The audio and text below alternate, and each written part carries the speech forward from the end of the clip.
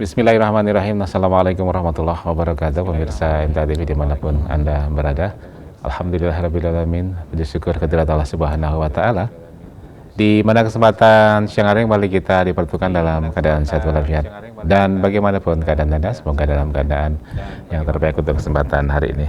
Ya, kita akan ikuti bersama klinik kita hari ini hingga pukul 2 siang. Hari ini kita akan bersama Dr. Muhammad Amrullah yang kesempatan siang hari akan berbagi bincang sehat kita dalam tema varicella atau cacar air. Nah, seperti apa sebabnya, bagaimana mengantisipasinya, kemudian efek sampingnya apa bila ada gitu. Kita kupas lebih lanjut bersama Dr. Muhammad Amrullah. Assalamualaikum warahmatullahi wabarakatuh, dokter. Waalaikumsalam warahmatullahi wabarakatuh. Alhamdulillah, kabar bagaimana hari ini? Alhamdulillah sehat, Mas. Sehat, alhamdulillah. Ya, dan pemirsa kita juga undang partisipasi Anda untuk bergabung bersama kami. Silakan nanti telepon 02716793000 ataupun SMS WA di 08112553000. Monggo dokter, silakan untuk paparannya. Bismillahirrahmanirrahim. Assalamualaikum warahmatullahi wabarakatuh. Alhamdulillahirabbil alamin. Allahumma sholli ala Muhammad wa ala alihi wa ashabihi ajmain. Amma ba'd. Bapak-bapak, ibu-ibu, pemirsa MTA TV, juga pendengar radio Persada FM dan radio-radio lain yang merilis siaran ini.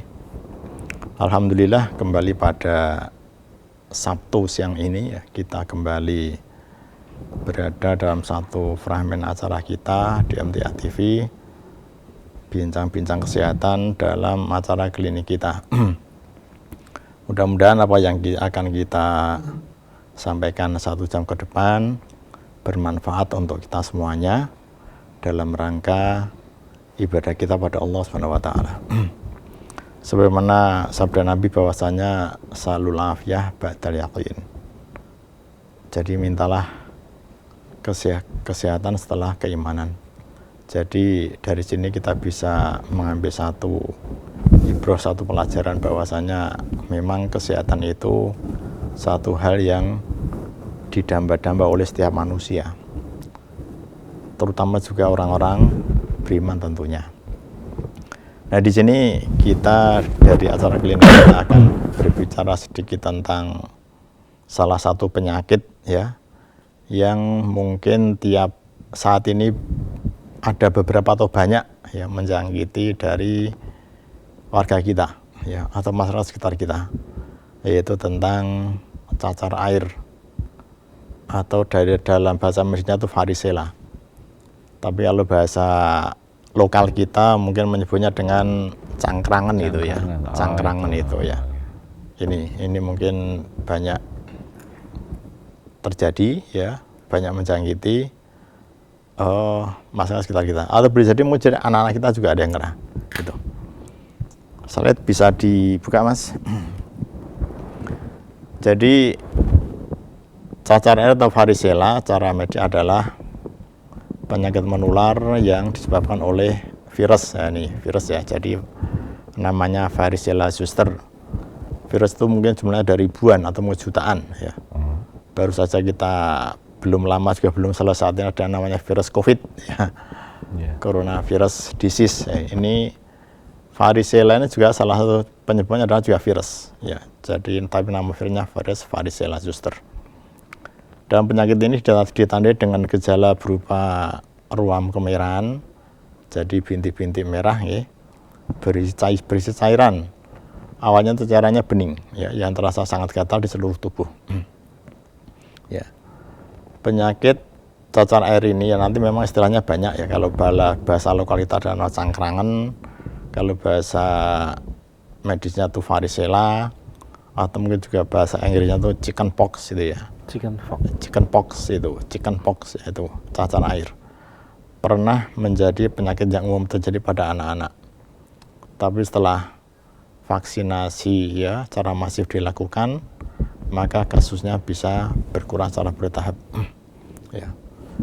Cacar air ini insya Allah mungkin diantara kita banyak ya yang sudah pernah terkena itu.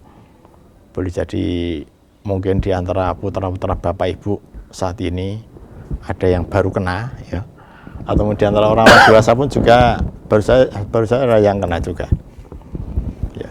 Kelihatannya hanya cacar air, tapi pada beberapa kasus bisa menyebabkan komplikasi serius ya, terutama pada bayi, ibu hamil, juga orang-orang dengan daya tahan tubuh yang lemah seperti penderita HIV/AIDS. Karena apa, memang pada penderita HIV itu kan HIV/AIDS itu kan daya tahan tubuhnya itu menurun. Jadi satu penyakit yang diserang itu daya tahan tubuhnya. Akhirnya kalau daya tahan tubuh menurun, nanti kena penyakit sedikit saja itu nanti akan bisa berakibat lebih parah gitu loh. Karena pertahanan tubuh dirinya itu tidak cukup untuk bisa mengatasi penyakit itu. Ini pengantar ya. Kemudian gejala cacar air. Gejala yang umum yang bisa kita lihat ya, mungkin insya Allah dari keluarga kita juga sudah sangat familiar dengan penyakit ini, adalah berupa ruam lepuh. Jadi ada, kalau baca jam, ada pelenting ya, melenting kecil-kecil itu yang muncul 10-21 hari setelah terpapar virus ini, virus varicella ini, virus cacar air ini. Memang ruang umumnya terlebih dahulu muncul di dada, punggung atau wajah. Kemudian bisa menyebar ke seluruh tubuh ya, sampai juga bisa ke dalam mukosa mulut, kelopak mata, dan area kelamin. Ini yang perlu kita perhatikan. Jadi memang melenting, dan kita memang kalau seandainya kita memperhatikan yang pernah terkena ya, atau mungkin di antara bapak-bapak, ibu-ibu, atau mungkin di antara para dokter, memang nanti merata seluruh tubuh, biasanya seperti itu ya. Tapi memang utamanya biasanya munculnya itu di daerah dada, punggung atau wajah, dan nanti menyebar seperti itu. Kemudian gejala lain selain adanya ruam atau melenting tadi, gejala lain bisa berupa demam ya, dan demam tinggi, karena memang namanya virus itu biasanya demamnya tinggi ya, demamnya tinggi dan muncul mendadak. Kemudian ada sakit tenggorokan ya, sakit tenggorokan. Kemudian bisa sakit perut ringan, sakit kepala, bisa lemah, juga bisa karena hilang nafsu makan. Jadi memang inilah salah satu ciri daripada infeksi virus seperti ini, karena menyerang sistem tubuh kita. Utamanya demam. Memang nanti demam itu bisa macam-macam ya, bisa macam-macam penyebabnya. Tapi di sini kita bicara tentang demam yang didapat oleh cacar air. Kemudian cacar air atau cangkrang ini tadi sudah kita sebutkan disebabkan oleh virus ya, namanya virus varicella zoster.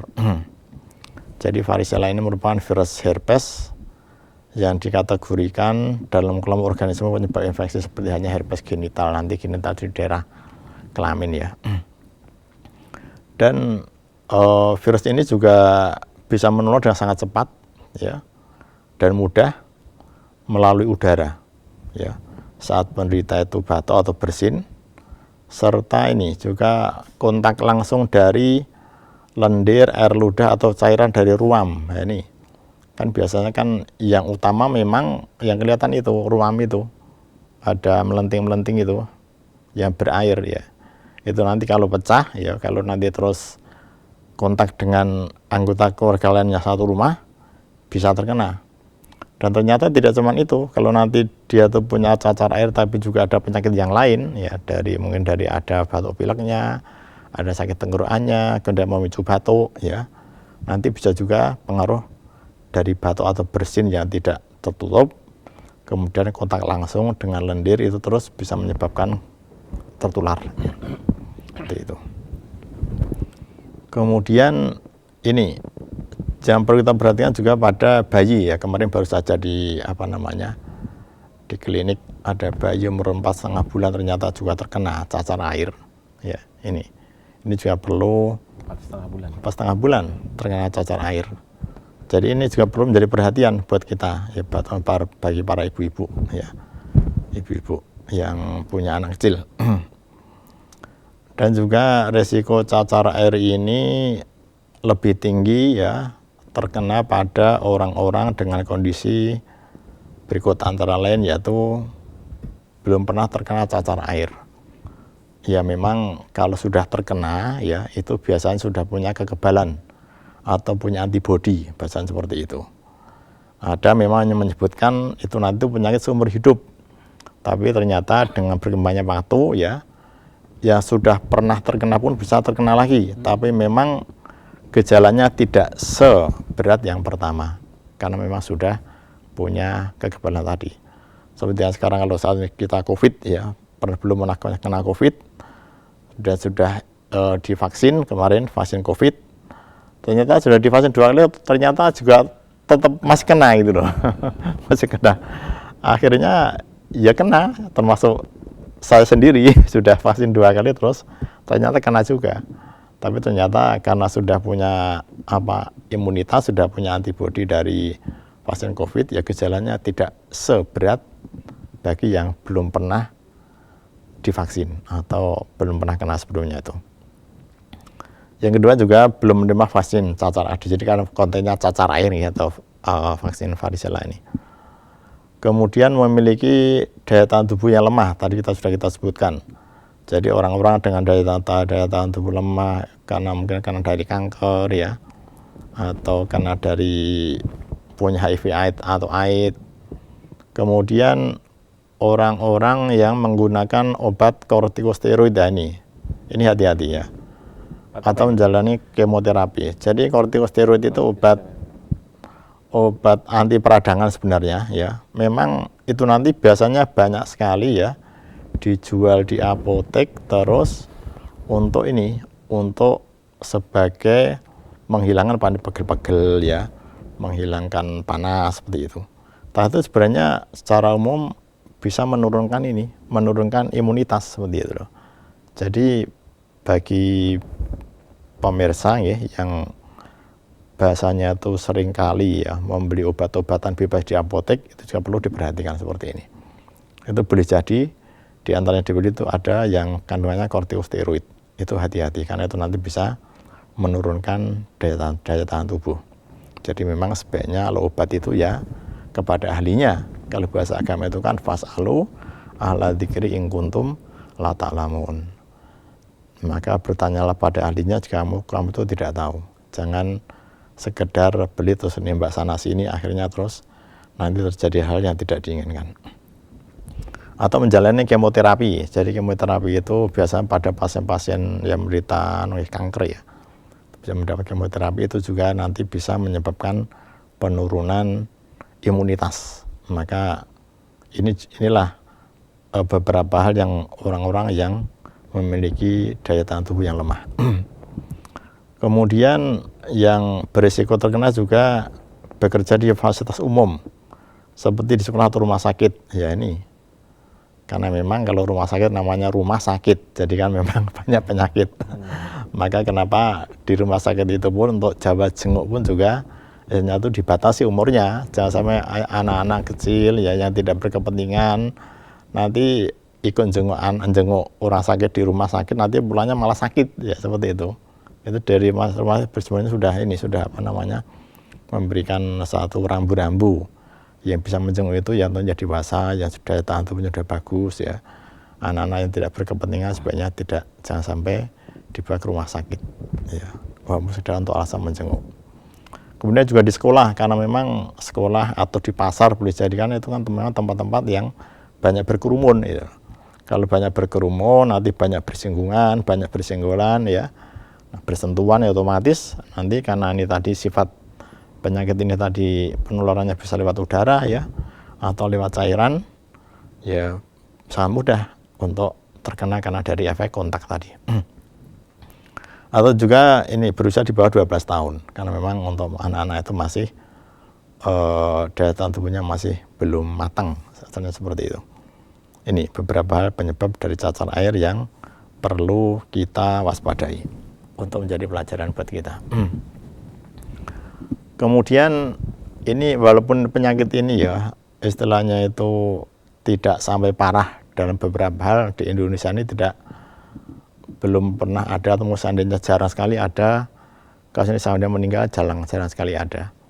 Tapi apapun itu ya kita sebagai orang tua, apalagi kalau anak-anak kita tuh mungkin panas sedikit saja, kita sebagai orang tua kan sudah fitrahnya tuh langsung tersentuh gitu loh. Oh ini anak saya panas, langsung segera dicarikan obat. Diobati nggak sembuh, langsung ke dokter seperti itu. Nah di sini kapan harus ke dokter untuk penyakit ini? Memang cacar air itu umumnya tidak memerlukan pengobatan khusus, ya. Jadi karena dapat sembuh dengan sendirinya. Jadi memang namanya virus itu penyerta di self-limiting disease, satu penyakit yang bisa sembuh dengan sendirinya. Hanya nanti pada saat virus itu nanti masuk, kemudian istilahnya itu tarung dengan daya tahan tubuh kita, ya nanti tinggal mana yang menang gitu loh. Kalau daya tahan tubuh kita bagus, insya Allah nanti virus nanti akan kalah. Itu. Nah nanti kapan harus ke dokter?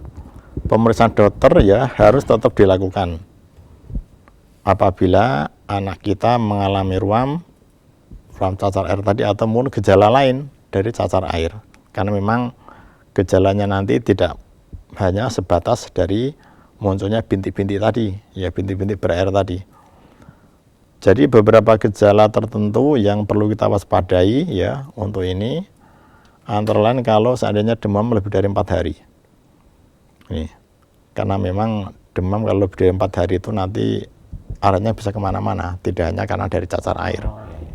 Karena memang dengan dari cacar air ya bisa jadi gitu loh. Karena nanti sudah kelihatan dari bintik-bintiknya itu.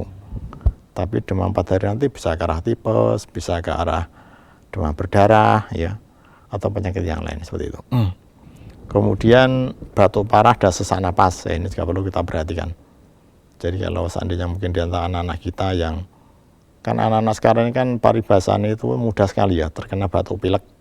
Karena pertama ya musimnya, kedua juga perilakunya itu juga suka makan atau minumnya kurang sehat seperti itu ya. Juga terjadi dari ini daya tahan tubuhnya yang melemah gitu. Yang perlu kita perhatikan juga. Apalagi kalau sudah batuk pilek, batuk parah, dan terus punya bakat asma, ini nanti menjadi batuk pilek tadi menjadi pemicu untuk munculnya asma.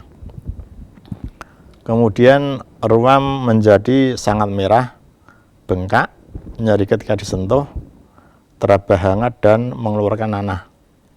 Nah ini kalau sudah sampai keluar nanah itu berarti sudah terjadi infeksi sekunder. Jadi sudah ada infeksi bakteri. Ini yang perlu kita perhatikan. Ya, jadi ini nanti akan kita lihat nanti di belakang ya. Kalau sudah terjadi, sudah keluar nanah, kemudian bengkak, disentuh aja nyeri tekan itu sudah ada infeksi sekunder, infeksi bakteri. Kalau varicella tadi kan karena penyebabnya virus. Kalau sudah ada nanah berarti sudah ada bakteri yang masuk. Itu juga satu bentuk infeksi juga. Ya. Kemudian kita dulu dokter nanti kita lanjut kembali. Masih ada banyak yang disampaikan ya. Di samping itu kita juga undang partisipasi untuk Anda pemirsa yang akan bergabung, silakan. Seperti nanti disampaikan dari Dr. Amrullah. Anda untuk bergabung di line telepon 02716793000 ataupun SMS PA di 08112553000. Kita akan kembali setelah yang satu ini.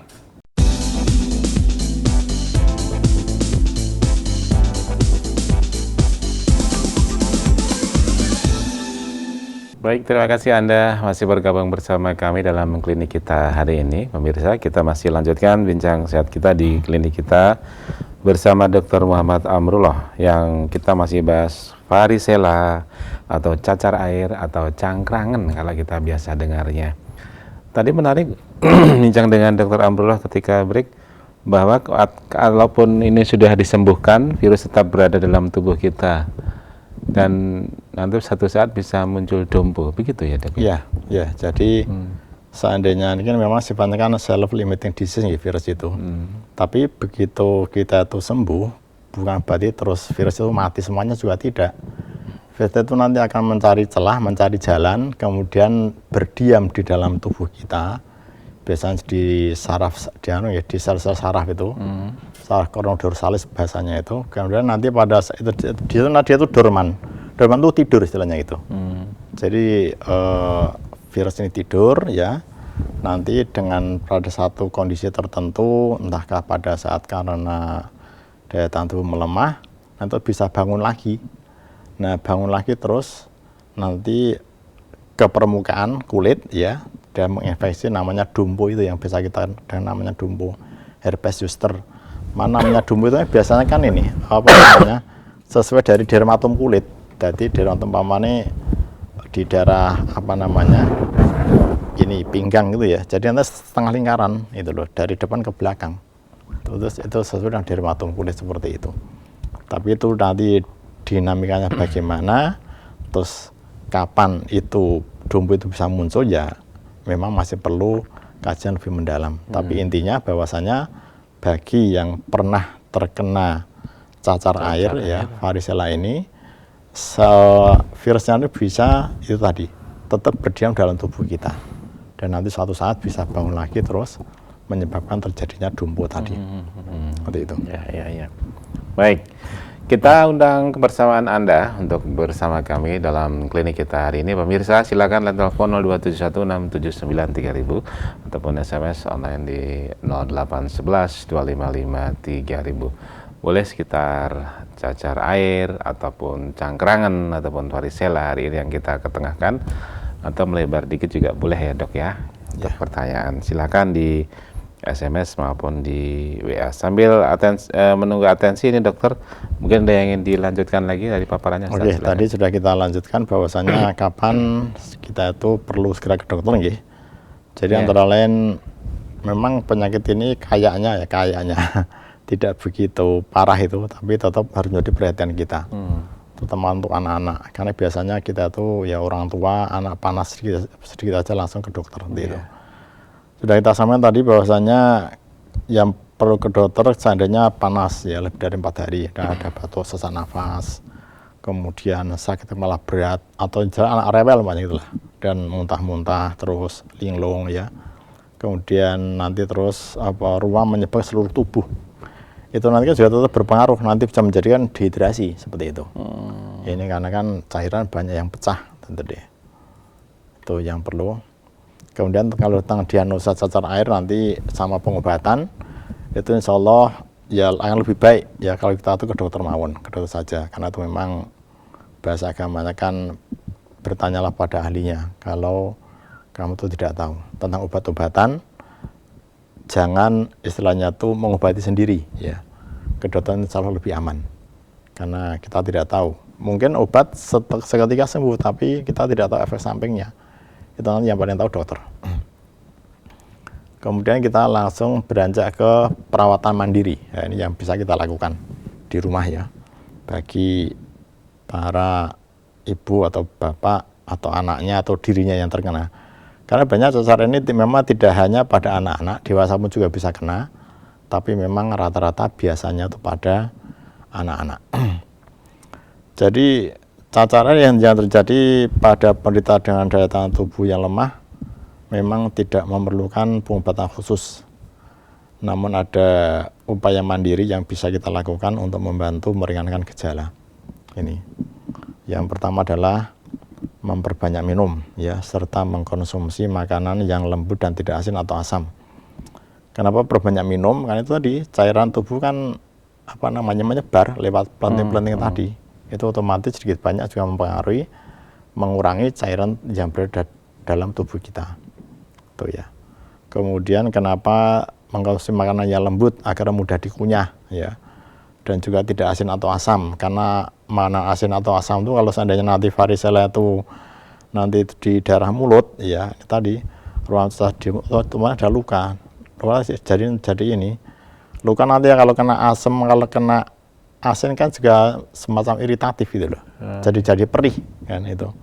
Jadi kenapa makanan yang lembut yang tidak banyak itu merangsang itu tadi. Merangsang untuk terjadinya zat asam atau dari asin tadi terkena dan luka di mukosa mulut itu. Itu kalau meletus gitu air atau apa dokter? Ya itu air biasanya. Makanya ini juga nanti kadang-kadang karena cuma gatel ya. Terus malam hari tidur garuk-garuk itu, ya nanti kerasa pecah itu. Nah disitulah nanti justru ya kalau kita tuh garuk-garuk dan nanti tangan kita tuh nggak steril ya, kotor, kukunya panjang, nanti di situ baksil masuk. Nah saat baksil masuk itu nanti terjadi nanan gitu loh.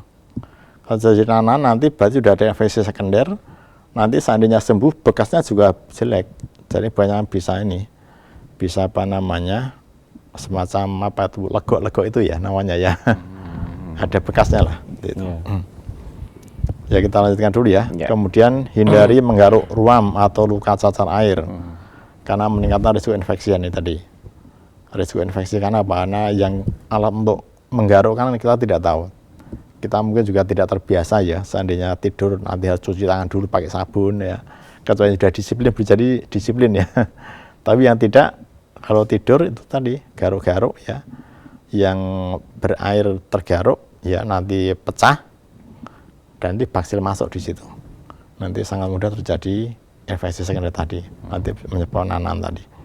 Kemudian maka untuk mencegahnya itu bisa dengan memotong kuku, jadi kuku dipotong sampai pendek, atau kenakan sarung tangan, ya terutama malam hari ya, karena kan kalau malam tidur kan tidak sadar itu loh. Kalau siang mungkin dikasih tahu, mungkin bisa mencegah, itu aja kadang-kadang juga masih lupa itu loh. Ini masih lupa, potong kuku ya, ini. Kemudian kalau siang kenakan pakaian berbahan lembut dan ringan ya, jadi agar tidak kegesek-gesek dari yang ini tadi. Maka kalau siang sebaiknya pakai baju yang longgar ya, yang lembut, yang ringan, atau ini juga gambarnya biar kisisan gitu loh. Itu insya Allah nanti nyaman. Jadi seandainya ada apa namanya, ada gatal-gatal nanti bisa mengurangi. Kemudian gunakan ini Calamine lotion pada area yang gatal ini bentuk, jadi obat luar bentuknya lotion ya. Kalau kita biasanya bedak juga boleh, tapi ternyata bedak cair itu aja lah. Bedak cair, bedak gatal yang bentuknya cair, ya itu bisa dipakai untuk ini pada area yang gatal, bisa diberikan. Kemudian juga apakah boleh mandi? Ya, ini Joe tuh harus mandi. Ya, kalau nanti nggak mandi, nanti Joe tuh resiko gatalnya malah nanti lebih ini. ingin menggaruk terus. Ya, mandi tapi tetap dijaga, jangan sampai pada saat mandi itu istilahnya kalau sabunan gosok terlalu keras, ya, sehingga nanti apa namanya pecah-pecah itunya. Atau seandainya mandi atau sipin pakai apa sabun waslap itu ya. Tuh nanti cara menghanduk membersihkan bekas airnya tidak langsung dikosok-kosok juga tidak, tapi itu dipok-pok saja lah. Dipok-pok untuk sekedar mengeringkan airnya. Itu dengan handuk yang kering sehingga nanti tetap kering. Karena nanti kalau namanya kulit kita ini kan organ luar kita yang paling besar. Nanti di situ nanti banyak debu, banyak hal-hal yang lain ya. Nanti kalau kita tidak mandi justru akan memicu terjadinya gatal yang lain. Kemudian bisa juga kompres ruam atau luka dengan air dingin. Untuk meredakan gatal. Ya, jangan es ya, air dingin aja, air dingin. Jadi bukan es. Artinya bukan air ya, hangat. Bukan air dingin, bukan ya, karena memang dingin itu nanti bisa ini meredakan gatalnya itu. Oh, gitu. Gatalnya. Ya. Kalau panas nanti, kalau hangat nanti mungkin malah bisa memicu gatal. Kemudian beri yang cukup dan hindari kontak dengan orang lain untuk mencegah penyebaran cacar air. Ini juga menjadi edukasi penting buat kita ya, bahwasanya kenapa kalau ada satu anak ya yang terkena cacar air itu sebaiknya dipisahkan tidurnya dengan saudaranya yang lain. Nah ini kadang-kadang kan memang kalau kita mungkin di keluarga punya balita berapa 2 atau 3 itu kan, yang untuk ngandani juga sulit itu. Jadi kan mungkin kan kakaknya atau adiknya kan gemes inginnya deket-deket terus ya. Ini memang nanti pinter-pinternya kita sebagai orang tua ya untuk ini, untuk mengedukasi ya, membujuk anak-anaknya agar ya sementara waktu dipisah dulu seperti itu.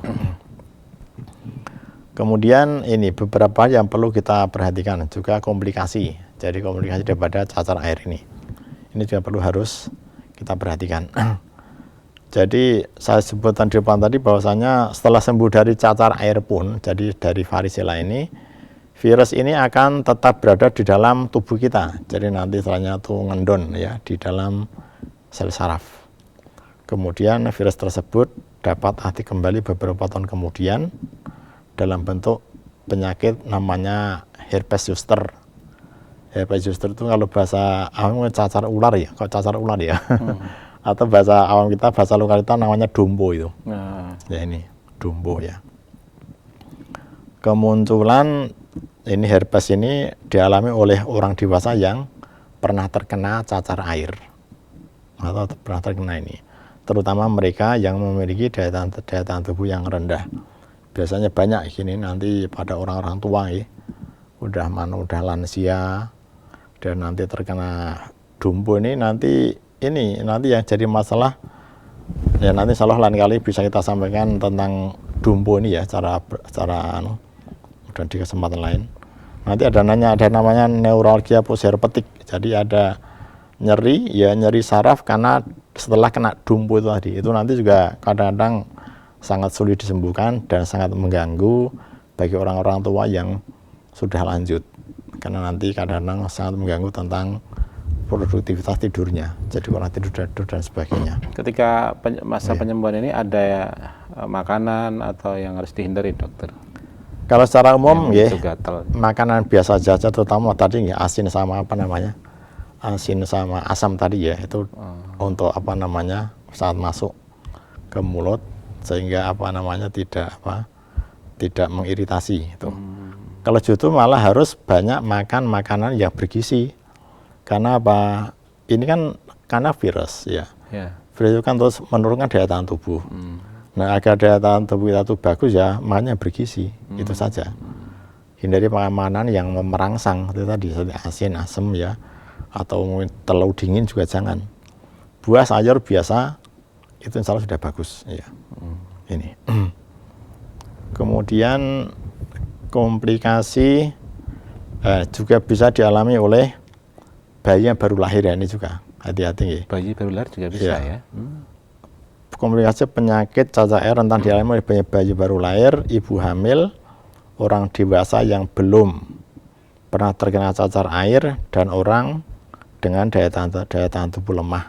Ini beberapa komplikasi antara lain infeksi bakteri sekunder yang tadi kita sebutkan tadi, yang nanan tadi. Itu kalau hanya sekedar menyerang kulit, ya insya Allah nanti masih bisa diatasi. Tapi kalau harus nanti sampai dengan infeksi masuk ke dalam karena daya tahan tubuhnya melemah, nanti sampai dengan ke jaringan di bawah kulit ya, jaringan lunak, ke tulang, atau pada sendi-sendi, itu nanti bisa lebih sulit lagi penanganannya.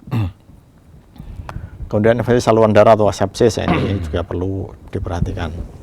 Kemudian infeksi paru-paru atau pneumonia, terutama pada perokok. Tapi memang ini jarang kita belum pernah menemukan, tapi bukan tidak mungkin juga terjadi. Karena kalau sudah pneumonia, apalagi pada anak itu nanti sangat mudah sekali nanti menuju pada kematian ya. Pneumonia, hati-hati. Kemudian infeksi atau peradangan otak juga perlu kita perhatikan juga. Kemudian ini tadi bekas bopeng atau jaringan parut ya, kita tadi ya, jadi kalau seandainya pecah karena digaruk ya, terus nanan, itulah yang nanti potensi terjadinya ini tadi bekas bopeng tadi. Bopeng ya. Sudah hilangnya ya nanti. Iya memang sudah sulit hilang itu. Kemudian juga dehidrasi ya, karena kan cairan tubuh banyak tadi, depleting tadi. Kemudian juga kematian yang paling fatal. Tapi selama ini kita di Indonesia di tempat praktek ya belum pernah menemukan sampai dengan kematian, tapi akan sangat mengganggu kenyamanan anak. Seringkali orang tua mengatakan sejak semalam tidak bisa tidur karena panas, karena garuk-garuk terus ya, itu sudah mengganggu kan. Itu. Iya. Jadi kalau ada yang habis cangkrangan nggak hilang-hilang nodanya, yang hitam-hitam kayak bopeng bulat, karena mungkin digaruk mudah-mudahan atau gimana ya? Iya, jadi itu. Jadi digaruk. Tadi karena digaruk kan kita tidak tahu, kan tangan kita nggak steril itu loh. Jadi nanti baksil masuk. Lepas masuk, jadi nanti nanan otomatis merusak jaringan kulit di situ. Kalau seandainya sembuh pun terus ada bekas itu tadi. Iya. Seperti itu. Jadi andikan bisa ngampat, tidak menjalar, bisa hilang. Insya Allah bisa nanti normal lagi. Karena biasanya anak-anak itu kan kulitnya juga masih lebih elastis ya, juga daya tahan tubuhnya juga sedang berkembang ya. Insya Allah masa tumbuh kembangnya masih panjang gitu loh. Nah itu bisa pulih lagi. Tapi itu tadi sarannya, jangan sampai pecah karena digaruk atau dipencet. Jadi nanti biar pecah dengan sendirinya secara alami. Jadi kalau pecah secara alami nanti kulit bawahnya sudah tumbuh ya, nanti otomatis yang atas ngelupas nanti bawahnya sudah tumbuh. Jadi tidak ada bekasnya. Baik. Seperti itu. Susahnya kalau tidur tuh nggak sadar Nah biasanya. itu makanya tuh. Nah ini gatal. ya salah satu edukasi yang bisa kita berikan adalah kalau mau tidur ya cuci tangan Oh, ya. oke, oke, Terus oke. ini kuku dipotong kayaknya. Juga sekitar tempat tidur juga diberikan dan dibuat sebersih mungkin. Baik. Juga ini tadi apa dipisahkan dari darah-darahnya yang lain. Ya, baik. Terima kasih Dokter Oke. Muhammad Tamrullah atas waktunya dan berbagi share ilmunya di klinik kita kesempatan siang hari ini. Semoga Bapak Ibu semuanya yang di rumah yang sedang merawat anak ataupun dewasa juga bisa ya terkena Bisa ya. katakanlah. Iya, Ya. ini hati-hati kita apabila terkena cacar air atau cangkrangan atau varicella ini. Demikian sudah banyak disampaikan tadi oleh Dr. Amlo. Insya Allah bersua di lain kesempatan Dokter. Ya, Terima kasih. insya Assalamualaikum warahmatullahi wabarakatuh. Wassalamualaikum warahmatullahi wabarakatuh. Demikian pemirsa untuk klinik kita hari ini. Terima kasih atensi Anda. Saya Ali Rahman dan kerabat kerja pamit. Terima kasih. Assalamualaikum warahmatullahi wabarakatuh.